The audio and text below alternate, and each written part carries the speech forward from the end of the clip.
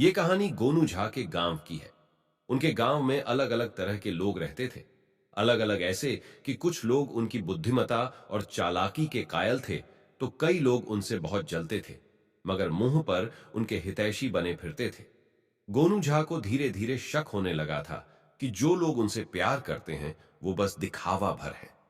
वो अब लगे सोचने की कैसे इन गांव घर के लोगों के अनमोल प्यार की परीक्षा ली जाए। अगर बात सिर्फ गांव वालों की होती तो गोनू अपनी बुद्धि और चालाकी से उन्हें तुरंत परख लेते, लेकिन उन्हें तो अपने घर वालों की बातों में भी मिलावट की बांस आने लगी थी। आखिरकार उन्होंने सोचा कि क्यों न सबको एक बार में ही परख लिया जाए। काफी सोचने के बाद गोनू झा ने एक प्लान तैयार कर लिया। अब गांव में रहने वाले तो तड़के ही उठ जाते हैं, मगर गोनू झा एक दिन सुबह उठे ही नहीं। पूरा गांव उठकर खेतों में चला गया, पर गोनू झा नहीं उठे। दोपहर होने हो आया, मगर गोनू झा बिछौना नहीं छोड़े। ओझाइन को अब संदेह होने लगा कि अभी तक वो उठे क्यों नहीं। जब ओझाइन गोनू झा के कमरे में आई तो क्या देखती है, झा जी के मुंह से तो गाज पोटा निकला हुआ था और बेचारे बिछौना से नीचे एक कोना में लुढ़के पड़े थे।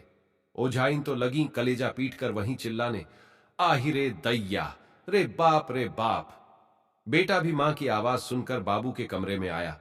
नजारा देखकर उसका भी कलेजा दहल गया। वो भी लगा फफक फफक कर रोने। इधर ओझाइन कलेजा पर दुहत्थी मार मार कर रोए जा रही थी। उधर बेटा कहे जा रहा है कि हमारा सब कुछ कोई ले ले, बस मेरे बाबूजी को लौटा दे। अब इस तरह की खबर तो आग की तरह फैलती है। थोड़ी ही देर में पूरे गांव में हल्ला मच गया कि गोनू झा नहीं रहे।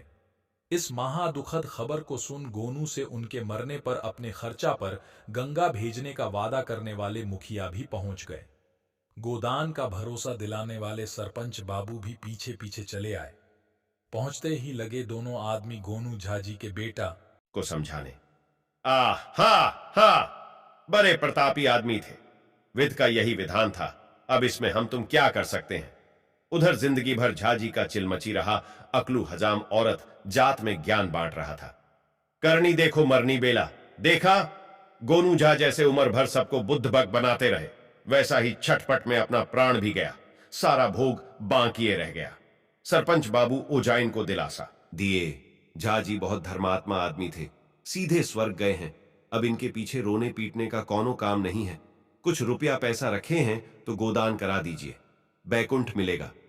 उधर मुखिया जी गोनू के बेटे को बोले, जल्दी करो बेटे, घर में लाश ज्यादा देर तक नहीं रहना चाहिए। ऊपर से मौसम भी खराब है। प्रभुआ और सीताराम को तुम्हारे गाछी में भेज दिया है आम की लकड़ी काटने, जल्दी से लेके चलो। झाजी के बेटे की सहमति से मुखिया के इशारे पर दो आदमी झाजी को पकड़कर कमरे से बाहर निकालने लगे। लेकिन गोनू झा की कद काठी जितनी बड़ी थी, उनके घर का दरवाजा उतना ही छोटा था। जब जिंदा थे तो झाजी झुककर निकल जाते थे, लेकिन अब भी लोग बाहर ला ही नहीं पा रहे थे। तभी केशव बाबू कड़क कर बोले, अरे सूरजा, बढ़ई को बुलाओ, दरवाजा काट देगा। सूरज बढ़ई तुरंत औजार पाती लेकर हाजिर भी हो गया। इधर जब झाजी के बेटे को लगा कि दरवाजा काटने से घर का नुकसान होगा, तो वो बोल पड़ा, रुको हो सूरज भाई, बाबूजी तो अब रहे नहीं। बाबूजी बड़ा शौक से ही दरवाजा बनवाए थे। इसको काटने से उनकी आत्मा को बहुत तकलीफ होगा। अब तो वो दिवंगत हो गए, शरीर तो उनका रहा नहीं। सो उनका पैर बीच से काटकर छोटा कर दो, फिर आराम से निकल जाएंगे।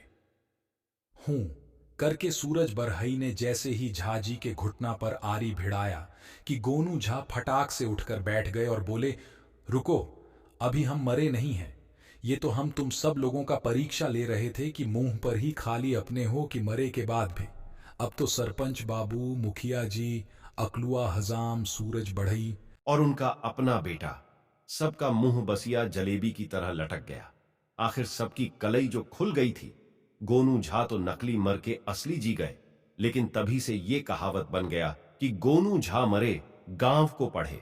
आंचल स्टोरी को सपोर्ट कीजिए और सब्सक्राइब कीजिए और लाइक कीजिए, फिर शेयर कीजिए। हमारे इस वीडियो को देखने के लिए बहुत बहुत धन्यवाद।